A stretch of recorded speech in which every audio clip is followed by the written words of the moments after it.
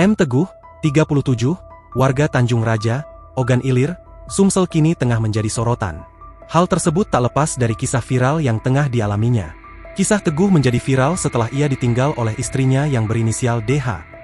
DH memilih menikah dengan pria lain berinisial ML padahal keduanya masih terikat pernikahan sah. Belakangan diketahui, jika istrinya tersebut dijanjikan mobil Mitsubishi Pajero oleh ML. Atas kejadian tersebut, membuat Teguh melaporkan istri dan pasangan istrinya ke Polda Jambi. Teguh menuturkan, pernikahan istrinya dan lelaki tersebut berlangsung di Jambi pada 28 Juli 2025 lalu. Awalnya Teguh tak tahu istrinya menikah dengan pria lain.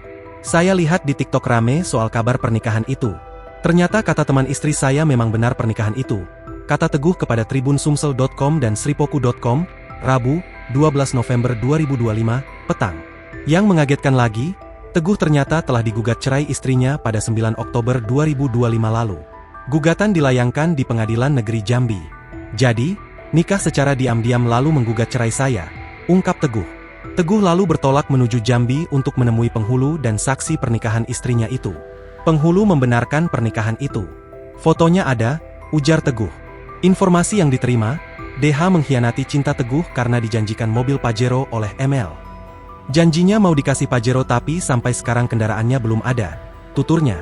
Merasa cintanya dikhianati, Teguh melaporkan istri dan pasangan istrinya ke Polda Jambi. Pria yang sudah memiliki seorang putra ini tak ragu menyebut istrinya terlibat asusila dan membuat keterangan palsu. Download Tribun X sekarang, menghadirkan lokal menjadi Indonesia.